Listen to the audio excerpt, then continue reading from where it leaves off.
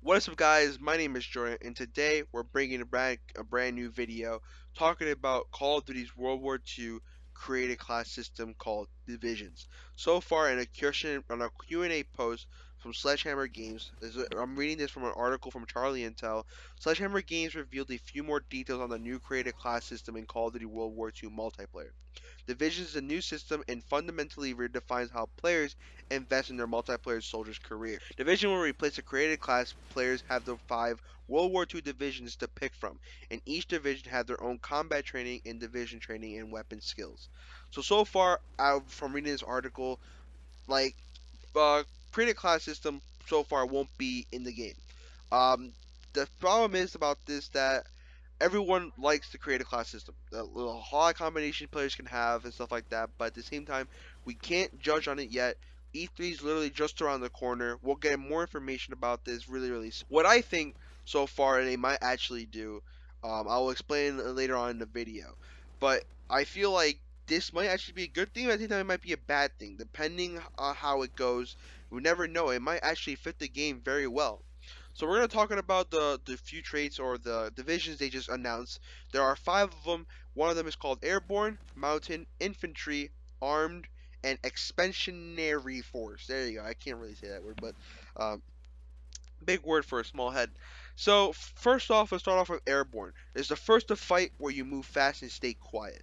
The Airborne class will likely feature more of a submachine gun available in Call of Duty World War II. It may offer perks like Dead Silence, which are to make your footsteps a lot quieter.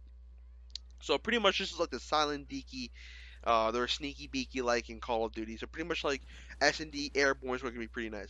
I'm not really sure if they're going to do it like if in a competitive situation or just in normal, how like one person can choose their specialist, or pretty much like this is like their way of saying this is specialist back in 1940s. You know what I mean? Maybe. I'm not really sure.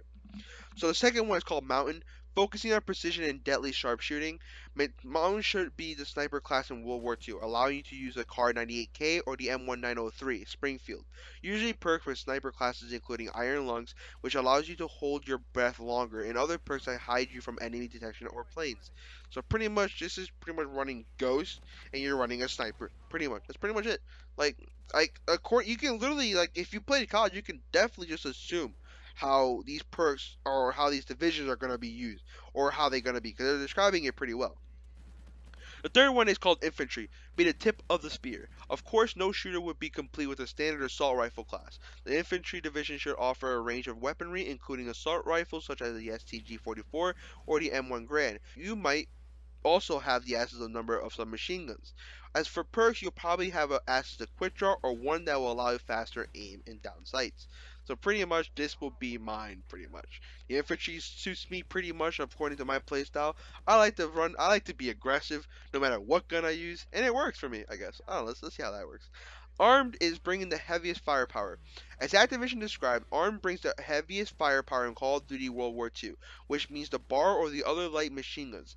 This class may also be available to use shotguns or could feature other explosives replacing the grenades such as TNT.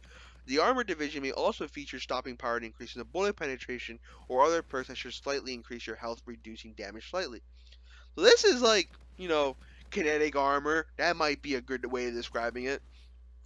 And the final one that they released, but pardon me if I say this wrong multiple times, Expeditionary. I guess I said that right?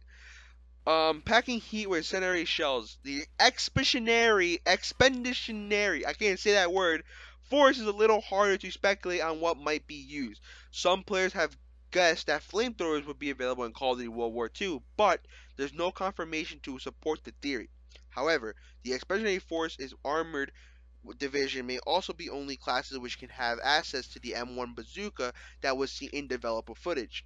Activision short description, however, is more telling about what type of perk they might have. Incendiary rounds, while they might actually set other players on fire, it's more likely that the incendiary shells will simply increase damage output of your weapons. More details and further of multiplayer will be revealed during E3.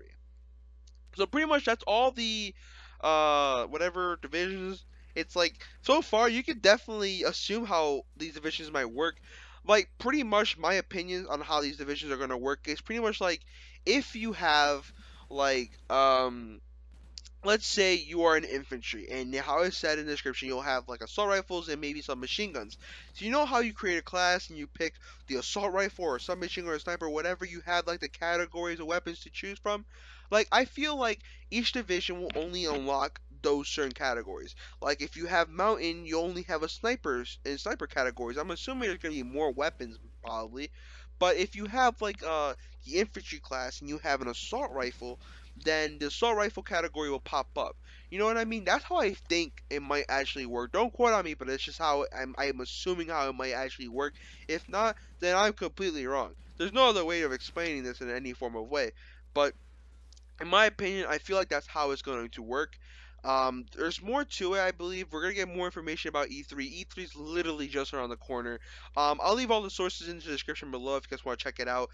This is really cool. At the same time, I feel like there might be a problem. At the same time, it might not be a problem. So, like, I don't know. There's a lot of things that might go wrong, and a lot of things that might go right. But we won't know until multiplayer gets revealed and the beta. So we'll see how that goes. Thank you guys for watching. Like, comment, and subscribe, and we'll see you guys next time on my next video. Peace, guys.